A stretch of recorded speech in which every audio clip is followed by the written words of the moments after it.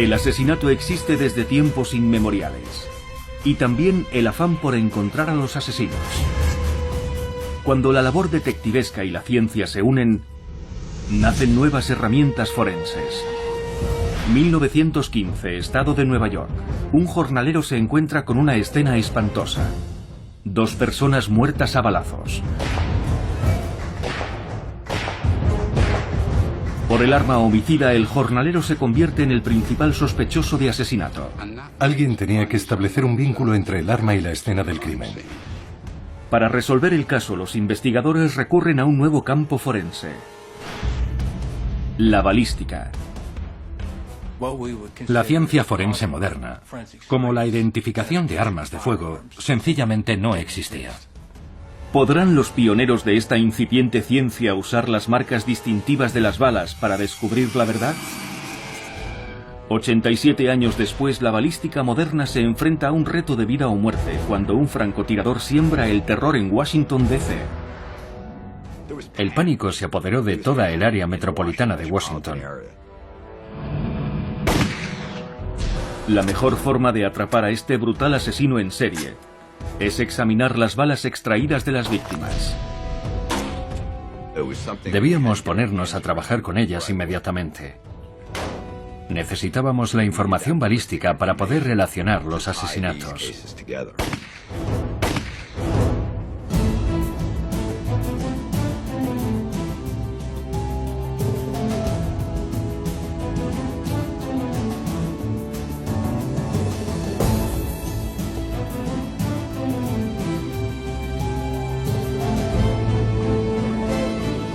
Técnicas forenses pioneras. Balística forense.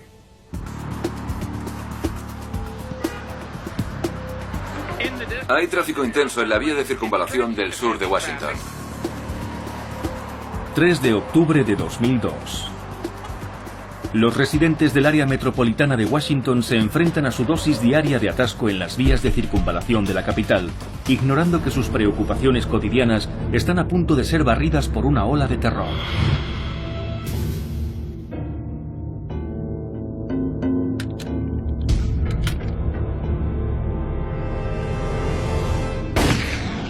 A las 7:41 de la mañana, James Buchanan, un paisajista de 39 años, está cortando el césped frente a un concesionario de coches cuando de pronto se desploma. Pero la auténtica sorpresa es que ha recibido un disparo. Una ambulancia traslada de urgencia a Buchanan al hospital del condado de Montgomery, en Maryland. Pero fallece a consecuencia de un único impacto de bala. Para el detective Drew Tracy, el asesinato de James Buchanan tiene un significado especial. El padre de Buchanan era agente de policía del condado de Montgomery. Fue un duro golpe, para mí y para los agentes veteranos y los oficiales del departamento que conocían a su padre. Pero la pregunta es, ¿quién lo ha matado? No hay testigos del ataque. Nadie vio a Buchanan discutir con nadie. Y tampoco hay indicios de un intento de robo. 31 minutos después, a tan solo 6 kilómetros del lugar en el que dispararon a Buchanan, el taxista Prem Kumar Walekar es abatido en una gasolinera.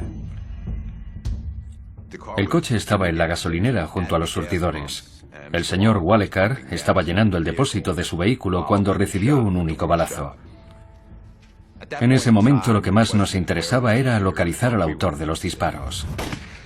El taxista muere instantáneamente. Al igual que James Buchanan, es abatido de un solo disparo efectuado por un potente rifle. Tampoco esta vez hay sospechosos, ni móvil aparente, ni ningún testigo.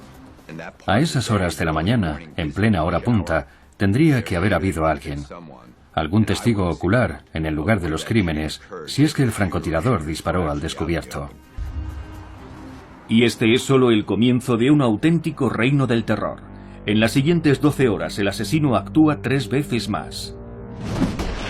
A las 8:37 de la mañana, Sara Ramos, de 34 años, se baja de un autobús y se sienta a leer un libro en un banco cuando la asesinan de un disparo. A las 9:58 de la mañana, Lorian Lewis Riviera, de 25 años, muere en una gasolinera de Kensington, Maryland. Casi 13 horas después, a las 9:15 de la noche, Pascal Charlot, un carpintero jubilado, es abatido de un único disparo en Washington. 5 asesinatos en un solo día. Solo hay una conclusión posible, y es aterradora. Un francotirador está asesinando a sus víctimas al azar. Nos enfrentábamos a algo que jamás se había visto en la zona. Lo cierto es que casi ningún cuerpo de policía había vivido una situación parecida en este país. Pero el asesino solo acaba de empezar. Durante un periodo de 3 semanas, mueren otras 5 personas. Y 3 más resultan heridas. El caos y el terror se apoderaron de la gente. Las familias no llevaban a sus hijos a sus actividades extraescolares, no iban a comprar, no salían de sus casas. La gente temía por sus vidas porque los asesinatos no cesaban. Hubo que hacer un llamamiento a la calma. Los políticos tienen la responsabilidad de salir y tranquilizar a la gente en todo momento, pero cuesta hacerlo cuando han sucedido varias muertes. Los investigadores determinan que ninguna de las víctimas se conocía entre sí. Lo único que les vincula es la muerte. Y todas fallecieron por un único y certero disparo. Un tiro, un muerto. Es una especie de consigna militar que suelen usar los francotiradores en la guerra, algunos de los mejores. Nos preocupaba que estuviéramos lidiando con alguien que tuviera adiestramiento militar, entrenamiento avanzado como cazador o algún tipo de experiencia como francotirador. Su objetivo parecía ser el de un tiro o un muerto, pero los que usan dicha consigna la mayoría de las veces apuntan a la cabeza porque normalmente se trata de un disparo letal. Y lo curioso de estos casos es que los disparos iban dirigidos al tronco.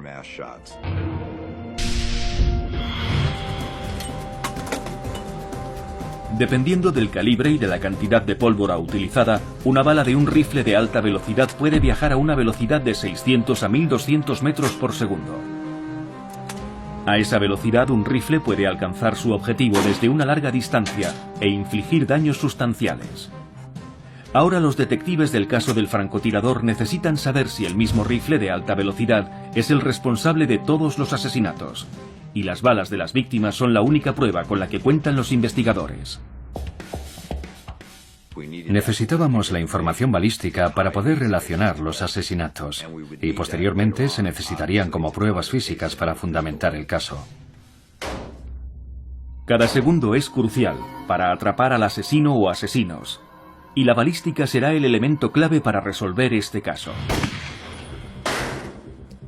La balística forense es la ciencia que sirve para identificar y relacionar las balas con las armas empleadas en los crímenes. Constituye una de las herramientas más importantes en la lucha contra el crimen. Esta ciencia se ha probado y testado en laboratorios y lleva décadas siendo empleada en los tribunales. Y los conceptos básicos de la balística tienen su origen en el siglo XIX.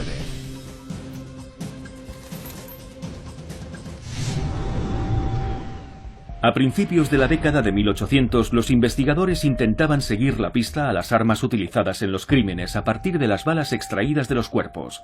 Usaban la forma y el tamaño de las balas para averiguar ciertos detalles, como por ejemplo el calibre del arma empleada. Este uso primitivo de la balística se puso a prueba durante la Guerra Civil estadounidense, tras la muerte del general confederado Stonewall en una batalla. La investigación sobre su muerte arrojó un resultado sorprendente. La bala mortal provino de un rifle confederado. Resultó que Jackson había muerto víctima de fuego amigo. En 1895, Alexander Lacassagne, un pionero en el análisis de las salpicaduras de sangre, toxicología y otras disciplinas forenses, se convierte en el primer científico en estudiar las marcas distintivas de las balas tras ser disparadas. Su tratado, La deformación de las balas de revólver, sienta las bases de la ciencia balística. Por desgracia, todavía no existía un método fiable para establecer el vínculo entre un arma de fuego específica y una bala determinada, pero eso estaba a punto de cambiar. Una innovación diseñada para aumentar la precisión de las armas de fuego produjo un efecto colateral sorprendente que abrió la posibilidad de rastrear el origen de las balas. Todo gracias a un proceso llamado estriado. Los fabricantes de armas se percataron de que los proyectiles que viajaban girando en espiral alcanzaban sus objetivos con mayor precisión, igual que un balón de rugby. Para crear ese efecto giratorio en un arma, grabaron surcos o estrías en el cañón, con el fin de que la bala rotase en vez de salir disparada directamente. No obstante, tendrían que pasar algunos años más para que alguien reparase en el hecho de que el estriado hacía algo más que mejorar la precisión. Los surcos grabados en el cañón dejaban una marca distintiva en cada bala. Una marca tan única como una huella dactilar. Año 1915. El condado de Orleans, en el estado de Nueva York, es una apacible comunidad agraria situada en la orilla sur del lago Ontario. El día 22 de marzo, antes de despuntar el alba, el jornalero alemán Charles Stillow se levanta para iniciar sus tareas diarias. Charles Stillow era un inmigrante alemán. Trabajaba como jornalero con un contrato de servicio por un año y realizaba distintas tareas y trabajos, como recoger manzanas, arar la tierra o alimentar a los animales. Y al finalizar el año, era como cualquier bracero asalariado, que va cambiando de un empleo a otro. Ocupaba siempre el puesto más bajo en la escala laboral. De pronto Stillow oye un grito. Cristales rotos. Y un disparo. Cuando salió por la puerta delantera, sus pies tropezaron con algo. Todo estaba muy oscuro. Miró hacia el suelo y vio a una mujer tendida. Era el ama de llaves de la granja de los Phelps. Se llamaba Margaret Walcott.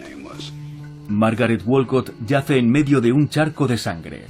Ha recibido 3 disparos, pero no es la única víctima. Stillow se dirige a la casa principal, donde vive su jefe, Charles Phelps. Se acercó a la casa con mucha cautela. La rodeó por un lado y vio que la puerta de la cocina estaba abierta. Cuando entró en la cocina, vio a Charles tendido en el suelo y uno de sus pies mantenía entreabierta la puerta. Lo miró y Phelps todavía respiraba, pero estaba inconsciente. Respiraba con mucha dificultad. Phelps muere sobre el suelo de la cocina, justo donde Stillow lo ha encontrado. La policía local acude a investigar la escena del crimen. Cuando los investigadores registraron la casa de Phelps, observaron que alguien había revuelto todo su dormitorio. A los pies de la cama había un buró con todos los cajones abiertos. Era allí, según declaró su sobrino Melvin Jenkins, donde Phelps guardaba siempre el dinero, pero no había nada. Pensaron que sería un vulgar robo. Los investigadores barajan la hipótesis de que Phelps pudiera haber sorprendido al ladrón y que tras producirse un forcejeo, tanto él como Walcott acabaron muertos. Sin embargo, la policía halla la declaración de Stillow confusa y contradictoria. Enseguida empiezan a considerarle un posible sospechoso, así que deciden interrogarle a fondo. Le acribillaron literalmente a preguntas. No se anduvieron por las ramas. Le preguntaron directamente si poseía armas y él respondió que no. Los agentes interrogan al sospechoso durante 2 días, sin dejarle comer ni dormir, y siguen presionándole sin cesar con preguntas directas, hasta que por fin Stillow hace una sorprendente confesión. Confesó que no había dicho la verdad. Y la confesión más importante fue que efectivamente poseía un revólver del calibre 22. No solo posee un arma, sino que su calibre coincide con el de la bala que mató a su jefe. Pero los policías buscan algo más que una posible coincidencia. Quieren una confesión. Le tuvieron sin dormir y sin apenas comer. Fueron implacables. Hasta que por fin, tras horas de interrogatorio, la policía obtiene lo que busca. Stillow hizo una declaración en la que reconocía que había matado a Charles Phelps y a Margaret Walcott. Charles Stillow es acusado de doble asesinato y enviado a prisión a la espera de celebrarse juicio. La familia de Stilow intenta protegerlo ocultando la presunta arma del crimen. Pero cuando la policía finalmente la encuentra, está plenamente convencida de que tiene en su poder la prueba crucial en un caso sin fisuras. Sin embargo, justo una semana antes del juicio, Stilow niega haber hecho la confesión y también ser el asesino. Para montar un caso sólido contra Stilow, el fiscal tenía que centrarse en el arma del crimen, y eso implicaba encontrar a alguien capaz de establecer el vínculo entre el arma y la escena del crimen. Pero esa circunstancia hará que los investigadores, los fiscales y Charles Stilow se embarquen en un tortuoso viaje lleno de falsedades, técnicas forenses pioneras y pruebas balísticas que podrían marcar la diferencia entre la vida y la muerte. Por primera vez en la historia, el éxito o el fracaso de un caso de asesinato va a depender de una nueva ciencia, la balística forense. Los detectives que investigan un doble asesinato cometido en 1915 confían en que un avance revolucionario en la tecnología de las armas de fuego pueda ayudarles a condenar al jornalero Charles Stilow. En 1915, lo que podríamos considerar como una ciencia forense moderna, es decir, la identificación de armas de fuego, sencillamente no existía. Pero eso está a punto de cambiar. Los surcos añadidos en el interior de los cañones no solo mejoran la puntería y la precisión de las armas de fuego, sino que dejan una marca única en cada una de las balas que disparan. Pero nadie ha usado esas marcas como pruebas hasta que entra en escena un hombre llamado Albert Hamilton, que había publicado un libro muy popular sobre temática forense, y como perito judicial gozaba de gran reputación por mantener la calma bajo presión. Albert Hamilton se publicitaba como experto forense en varios campos, como armería, grafología y toxicología, entre otros. Hamilton utilizará los últimos avances en la fabricación de armas para ayudarle a identificar las balas de la pistola. La clave para la identificación de las armas de fuego consiste en comparar una bala de prueba con la bala encontrada en la escena de un crimen para saber si ambas fueron disparadas con la misma arma. Cada fabricante usa su propia técnica para labrar los cañones de sus armas, creando los llamados campos y surcos. Los campos del cañón son las partes sobresalientes, y los surcos las hendiduras labradas entre dichos campos. Los campos y los surcos obligan a la bala a salir girando en espiral y la mantienen estable durante la trayectoria, pero también dejan minúsculas marcas en cada bala que atraviesa el cañón. Esas marcas pueden ayudar a los expertos en balística a identificar fácilmente el modelo y calibre del arma de la que proceden. Y si se examina más de cerca, también se pueden hallar minúsculas imperfecciones microscópicas en dichos campos y surcos. Sus ásperos bordes dejan marcas conocidas generalmente como estrías o estriaciones en cada bala que sale del arma de fuego. Y si las estriaciones o marcas dejadas por un cañón de cada proyectil son idénticas, podemos asignar la bala de la escena de un crimen al cañón de un arma determinada y, por lo tanto, identificar el arma de un crimen. Pero en 1915 todavía no se ha hecho nada por el estilo. Demostrar que las balas de la víctima salieron de la pistola del sospechoso no será tarea fácil. Las marcas de las balas son casi imperceptibles y las diferencias entre distintas armas mínimas. Para poder cotejar las balas, Albert Hamilton necesitará emplear lo que se conoce como microfotografías. Se trataba de primeros planos muy detallados. Encontró lo que él llamó 9 arañazos distintivos en las balas. Según Hamilton, los arañazos de sus balas de prueba coinciden con los de las balas halladas en la escena del crimen. Y eso, sostiene Albert Hamilton, solo puede significar una cosa. La pistola de Charles Stilow había matado a Charles Phelps y a Margaret Walcott. Hamilton insiste en que ha demostrado que la pistola de Stilow fue el arma utilizada en el crimen. Y con ello no solo ha ayudado al fiscal a fundamentar el caso contra Stilow, sino que ha creado una nueva rama de la ciencia forense. El fiscal utiliza esta prueba pionera como prueba en el juicio contra Stilow. La participación de Albert Hamilton en el caso fue bastante problemática para la defensa, porque no contaba con ningún otro experto que pudiese contradecir su testimonio. Y el hecho de que Stilow poseyera un revólver del calibre 22 se lo puso muy fácil al fiscal. El jurado sopesa las pruebas balísticas incontrovertibles de Hamilton y comienza a deliberar. La credibilidad de esta nueva ciencia, así como la vida de Charles Stillow, penden de un hilo. En los 87 años transcurridos entre el caso de Stillow y la investigación del francotirador de Washington, la balística forense se ha hecho más precisa y rigurosa. Los potentes microscopios de electrones permiten a los investigadores estudiar las balas con mucho mayor detalle. Pero en octubre de 2002 no sirve de mucho consuelo para los detectives que siguen buscando al escurridizo francotirador de Washington. En el espacio de 3 semanas el francotirador se ha cobrado 10 vidas y ha provocado el caos en el área metropolitana de Washington. Cundió el pánico. El pánico se apoderó de toda el área metropolitana de Washington. Hubo personas que fueron asesinadas mientras estaban comprando, otras que murieron mientras estaban echando gasolina. La gente temía por sus vidas porque los asesinatos no cesaban.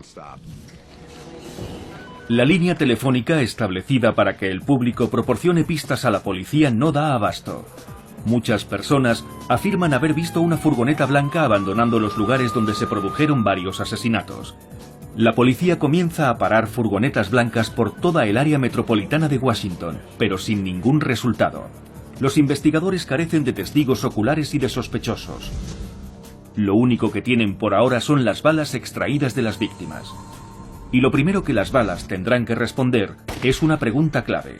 ¿Están los investigadores detrás de un solo asesino o de un grupo de asesinos que trabajan juntos?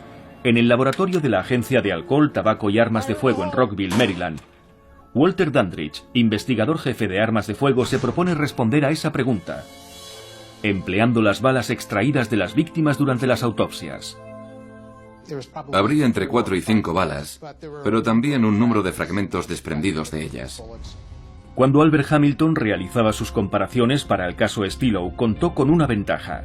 Las balas de los cuerpos de las víctimas estaban más o menos intactas y eran más fáciles de extraer y estudiar. Pero las balas de los potentes rifles actuales están especialmente diseñadas para disgregarse en el cuerpo. Tras el impacto, las balas se fragmentan y cada uno de dichos fragmentos se adentra por separado en la víctima con objeto de causar más daños, lo cual dificulta el trabajo de la balística forense. Un equipo de patólogos dirigidos por Richard Fowler fue el encargado de encontrar todas las pruebas balísticas durante las autopsias. Con estos rifles de alta velocidad, las balas quedan muy fragmentadas. Lo llamamos tormenta de nieve porque ese es el aspecto que presentan. Es como un conjunto de copos de nieve que quedan esparcidos por todas partes. Parece nieve. Localizar y extraer todos los fragmentos se convierte en una tarea bastante compleja. Se trata de pequeños fragmentos que se dispersan y crean su propia trayectoria, creando cada uno de ellos su propia herida individual. Esto hace que aumente el daño causado al individuo que recibe el disparo y la probabilidad de una muerte rápida o instantánea. Cuantos más fragmentos encuentren los patólogos, más fácil les será a los expertos en balística identificar el tipo de balas y de armas que usa el francotirador de Washington. Una vez que los patólogos extraen todos los fragmentos de las balas, Dandridge puede comenzar a trabajar. Lo que intentábamos averiguar, a partir de aquellas pruebas, era el calibre y el tipo de arma de fuego que había disparado los proyectiles. Dandridge dispone de una herramienta de la que Hamilton careció, el llamado microscopio de comparación. Este microscopio constituye un gran avance, porque permite a los científicos comparar dos balas yuxtaponiéndolas. Un microscopio de comparación es en realidad dos microscopios unidos por un mismo par de oculares. Te permite ver dos objetos al mismo tiempo, uno a cada lado. Dandridge busca las marcas dejadas por los campos y los surcos en las balas y las estrías más pequeñas. Y compara las balas disparadas en cada asesinato. Observé que las marcas microscópicas de una bala y otra, las estrías, se alineaban. Estaba plenamente convencido de que habían sido disparadas por la misma arma. Ahora la policía sabe que una sola arma y probablemente un solo francotirador están implicados en todos los disparos. El estudio balístico fue crucial. porque obviamente nos indicaba que en todos aquellos disparos solo había intervenido un arma, lo cual me llevó a pensar que el autor de los disparos era un solo francotirador, o posiblemente más de uno utilizando la misma arma. No nos enfrentábamos a varias armas utilizadas posiblemente por dos individuos, aunque efectuaran un solo disparo. De modo que enseguida supimos que solo había un arma implicada. Y por ende supimos, aunque en nuestro foro interno todos presentíamos ya que iba a ser así, que los casos estaban relacionados y que se había empleado la misma arma. Eso lo confirmaba. La policía posee otra información clave. Han identificado también el arma del francotirador, un rifle Bushmaster. Ahora solo tienen que arrebatárselo al asesino de una vez por todas. El 9 de octubre el francotirador dispara a 2 personas más. Una mujer en Spotsylvania, Virginia, queda muy malherida en el aparcamiento de un centro comercial. Y en Bowie, Maryland, un chico recibe un disparo cerca de su escuela. Ambos sobreviven, pero tras cada atentado la búsqueda del francotirador se hace más perentoria. Entonces, 17 días después de la primera víctima, se produce otro atentado mortal. Un hombre de 37 años queda en estado crítico tras recibir un balazo cuando salía de un restaurante de la cadena Ponderosa en Ashland, Virginia. Pero en esta escena del crimen hay una diferencia. Esta vez el francotirador deja tras de sí algo más que una víctima. Y proporciona a los investigadores una de sus mejores pistas hasta el momento. En Washington, los investigadores buscan a un francotirador que se ha cobrado las vidas de 10 personas. Pero la policía que investiga el último asesinato en Ashland, Virginia, encuentra unas pruebas en los bosques cercanos a la escena del crimen que podrían esclarecer el caso. Se trata del casquillo de un rifle Bushmaster, el mismo utilizado supuestamente por el francotirador, así como una nota que parece escrita de puño y letra por el propio asesino.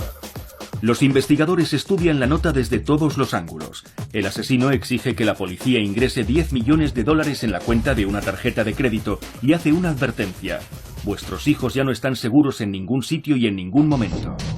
El asesino también hace una referencia críptica a conversaciones que mantuvo con un sacerdote acerca de un robo y un tiroteo ocurridos en una tienda de licores en Montgomery, Alabama. El detective Drew Tracy queda muy intrigado por la misteriosa referencia al tiroteo de la tienda de licores y entra en contacto con la policía de Montgomery. Les pregunté si podían contarme algo sobre aquel tiroteo y me dijeron sí, hubo un robo. Un individuo murió y otro quedó malherido. Cuando les pregunté acerca del calibre del arma utilizada, me dijeron que había sido una pistola del calibre 22. Y pensé, una pistola del 22 no encaja con las pistas que tenemos. ¿A qué viene todo esto? Parece un callejón sin salida. El calibre no es el mismo y además se trata de un arma de corto alcance. Pero entonces, ¿por qué lo menciona el asesino en su nota?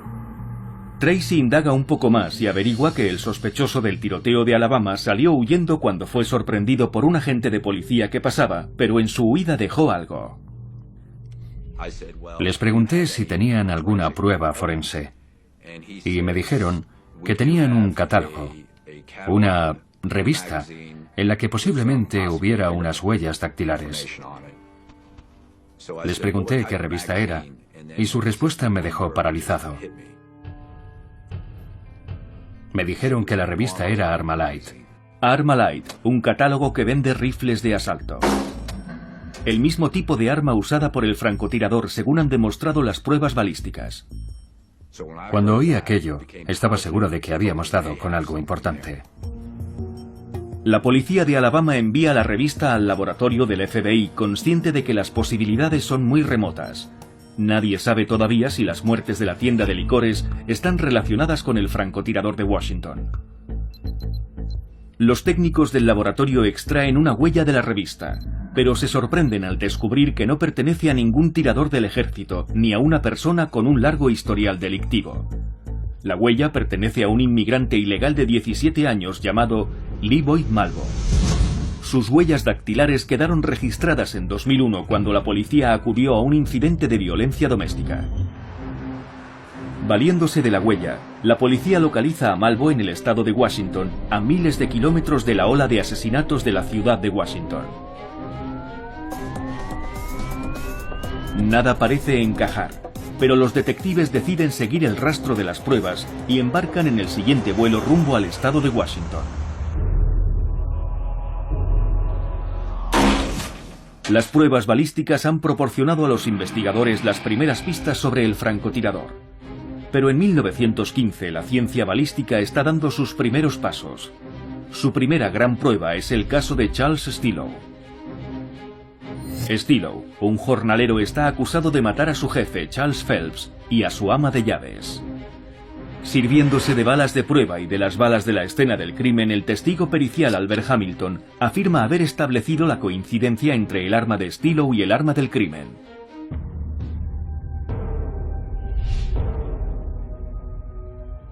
El jurado escuchó cómo Hamilton relacionaba de forma incuestionable la pistola de Stillow con la de los asesinatos. Tras 6 horas de deliberación, el jurado regresa a la sala. Hallaron a Charles Stillow culpable de los asesinatos de Phelps y Walcott. Fue sentenciado a la silla eléctrica en la prisión de Sing Sing. Podía haber sido el fin de Stillow, pero no lo es. El condenado a muerte insiste en su inocencia. Además, es la primera vez que se han utilizado unas balas para condenar a un hombre en un crimen. ¿Y si las pruebas no fueran tan sólidas como el jurado había pensado? Los abogados de Stillow solicitan un nuevo juicio y un nuevo examen balístico. El tiempo pasaba y Stillow ya tenía fecha para su ejecución en la silla eléctrica. El mismo día programado para su muerte, el gobernador del estado pospone la ejecución y ordena que se revise el método empleado por Hamilton. Cuando llegó al corredor de la muerte la noticia urgente de que se le había concedido un aplazamiento de última hora a Stillow, sus palabras fueron: «Gracias al cielo, espero que puedan hacer algo por mí». Aunque Hamilton se había presentado a sí mismo como un experto en la fabricación de armas, entre otras disciplinas forenses, el gobernador nombra a un investigador especial, Charles Wade, quien recluta a 2 detectives de la ciudad de Nueva York, Willingham Jones y Harold Batts. Ambos poseían una dilatada experiencia en la identificación de armas de fuego, y Wade les pidió que realizaran unas pruebas con la pistola de Stillow. Deciden repetir la prueba que Hamilton aseguró haber realizado cuando testificó en el juicio. Quieren comprobar si ellos también encuentran los mismos 9 arañazos que Hamilton dijo haber hallado en las balas de la pistola de Stillow. Los detectives llevan a cabo su propia prueba para comparar las balas de la pistola de Stillow con las balas extraídas de las víctimas de los asesinatos. Todavía no ha llegado la era de los tanques de agua y de los modernos laboratorios de balística, así que los detectives disparan con la pistola de Stillow a una bala de algodón y después recogen el proyectil. Examinaron la bala de prueba y pensaron: esto no se parece en nada a la bala del asesinato. Jones y Batts no saben a qué achacar esta contradicción. Se preguntan si la limpieza de la pistola producirá un efecto distinto, y es entonces cuando se llevan una sorpresa mayúscula. El cañón está tan lleno de suciedad que se dan cuenta de que hace años que nadie ha limpiado la pistola. Es decir, que no se había disparado. Así que llegaron a la conclusión de que Hamilton no había hecho ninguna prueba con aquella pistola. De repente la sombra de la duda planea sobre todo el caso. ¿Falseó Albert Hamilton los resultados de sus pruebas para condenar a un hombre inocente? Solo hay una forma de saberlo: emplear el mismo método que se supone que Hamilton había usado contra Stillow. Las balas usadas en el crimen no parecen coincidir con las de la pistola de Stillow, pero todos quieren estar completamente seguros. Para realizar un análisis más científico, Charles Wade pidió a un hombre llamado Max Poser que examinase las pruebas, las balas mortales y la pistola. Poser llevará a cabo una revisión más exhaustiva de todos estos elementos, usando potentes lentes para fotografiar las pruebas. El destino de Charles Stillow depende de los resultados de este test. ¿Será finalmente exculpado o enviado de nuevo al corredor de la muerte? Las pruebas balísticas utilizadas para condenar a Charles Stillow están de nuevo bajo el microscopio. Un nuevo equipo de investigadores cree que el reo puede haber sido condenado aportando pruebas falsas. El científico Max Poser va a comparar las balas de prueba de la pistola de Stillow con las balas extraídas de las víctimas. Y ve algo que Hamilton dejó pasar por alto. Cuando examinó las balas mortales, cada una poseía una marca distintiva, que sugería que el estriado del cañón de la pistola que disparó las balas tenía una deformación. Pero al examinar la pistola de Stillow, no encuentra esa deformación. El estriado de la pistola de Stillow tiene sus propias marcas distintivas, pero son muy distintas. Y dado que el cañón del revólver de Charles Stillow no pudo haber creado esa marca, Poser descartó la posibilidad de que los asesinatos se hubieran cometido con esa arma. La supuesta prueba de Hamilton era un embuste. Pero el estriado de la pistola de Stillow ha dejado también su propia marca distintiva, lo que demuestra que cada juego de balas posee su propia rúbrica. Solo que en este caso ambas no coinciden. Es un enorme avance para la balística, ya que demuestra que las marcas de una pistola pueden ser suficientes para declarar a un hombre culpable o, en este caso, inocente. Lo que Jones y Batts descubrieron hizo trizas el testimonio de Hamilton durante el juicio. Él no había probado la pistola, simplemente se había presentado en el juzgado con unas fotografías y unas balas viejas. Hamilton había mentido, había cometido perjurio y había convencido al jurado porque en aquellos tiempos nadie sabía gran cosa sobre la identificación de armas de fuego. Hamilton continuó ofreciendo sus expertos servicios durante algún tiempo, hasta que finalmente su carrera se hundió cuando se ofreció a comparecer como testigo tanto de la defensa como de la acusación en el mismo juicio, simplemente al mejor postor. Sin embargo, el hecho de que Hamilton fuese capaz de trabajar tanto tiempo indica lo rudimentario que todavía era en aquellos tiempos el trabajo policial. En 1915, la criminología no era un arte, ni una ciencia. Era algo muy burdo. De modo que si se había cometido un asesinato con una bala del calibre 22 y tu sospechoso tenía un revólver del calibre 22, el caso podía considerarse prácticamente resuelto. El caso de Stillow es un buen ejemplo de cómo se llegaba a conclusiones incorrectas basándose en pruebas insuficientes. Llegaron a la conclusión de que él era el asesino, simplemente porque poseía un arma del mismo calibre que las balas encontradas en las víctimas. La nueva prueba balística que demostró que la pistola de Stillow no era el arma del crimen bastó para que Charles Stillow fuese puesto en libertad. Sin esta revisión de las pruebas balísticas, un hombre inocente habría acabado en la silla eléctrica. A pesar de todos sus errores, el caso de Stillow sirvió de plataforma de lanzamiento de la balística forense moderna. En 1925, 10 años después del caso de Stillow, Charles Wade, Calvin Goddard, Philip Gravel y John Fisher fundan el Departamento de Balística Forense, el primer laboratorio del mundo dedicado en exclusiva a la identificación de armas de fuego. En la década de 1970, los expertos en balística comienzan a utilizar potentes microscopios de electrones, lo que les permite ver y analizar las balas con mucho mayor detalle.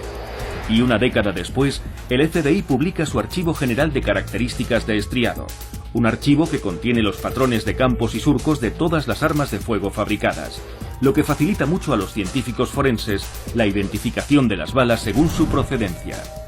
Y cada uno de estos avances tecnológicos aumenta la certidumbre en los tribunales. Sin embargo, a los detectives de Washington que andan a la caza del francotirador aún les queda mucho para llegar a ese punto. Disponen de la huella dactilar de un posible sospechoso, Lee Boyd Malvo, a quien han localizado en Tacoma, Washington, pero eso es lo único que tienen. Averiguaron que Lee Boyd Malvo vivía en una casa de la organización caritativa Lighthouse Mission, con otro individuo llamado John Muhammad. John Muhammad, un nombre que les suena a los investigadores y que les hace recordar la línea telefónica que habían abierto al inicio de los atentados. alguien que se identificó como señor Holmes había llamado para advertir sobre un hombre llamado John Muhammad.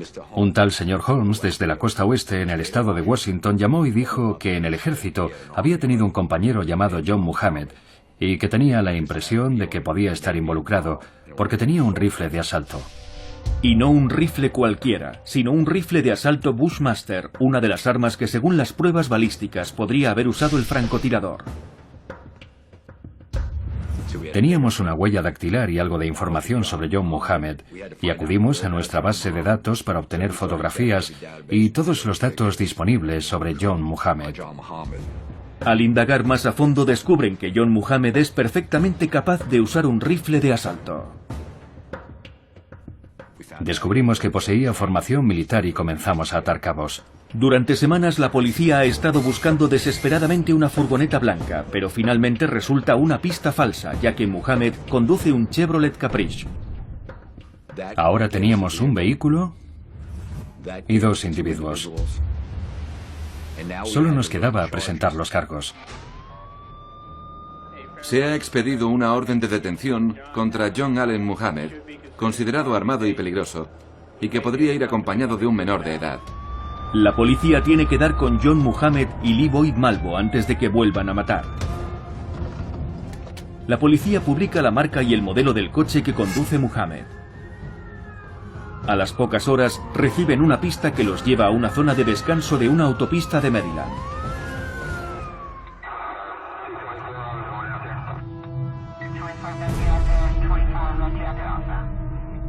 La policía localiza el Caprice, irrumpe en la zona de descanso y detiene a ambos sospechosos, John Muhammad y Lee Boyd Malvo. Enseguida descubren que no solo se trata de un vehículo de huida, sino que forma parte esencial de la ola de crímenes. El asiento de atrás puede reclinarse para acceder al maletero. Desde allí Muhammad podía disparar a sus víctimas a través de un orificio practicado justo encima de la matrícula del coche. Con los francotiradores ocultos en el coche y la dificultad de percibir el sonido de un disparo de rifle en la distancia, los francotiradores habían ideado lo que parecía ser el crimen perfecto. Sin embargo, solo hizo falta un puñado de pruebas, las balas alojadas en las víctimas y una huella dactilar en una revista, para desenmascarar a los asesinos. Y ahora una última prueba podría significar su perdición. Bajo el asiento del coche de Muhammad, la policía encuentra la que podría ser el arma de los crímenes, un rifle de asalto Bushmaster 223.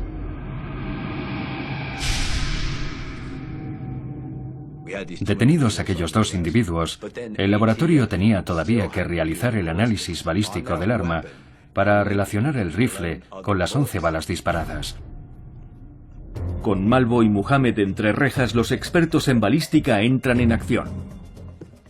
Los investigadores me trajeron el Bushmaster y decidimos que teníamos que probarlo para obtener muestras y compararlas con las pruebas que habíamos estado recibiendo las 3 semanas anteriores. Si pueden demostrar que las balas del Bushmaster coinciden con las encontradas en las víctimas, el caso contra Muhammad y Malvo estará cerrado. Probamos el rifle en el tanque de agua y recuperamos las balas.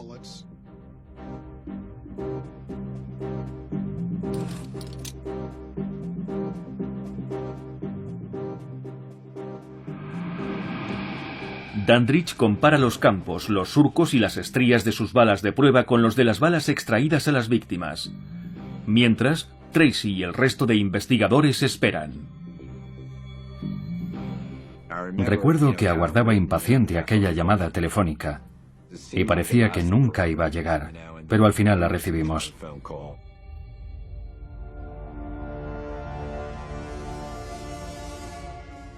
Nos dijeron que habían encontrado un vínculo entre el rifle y los 11 casos.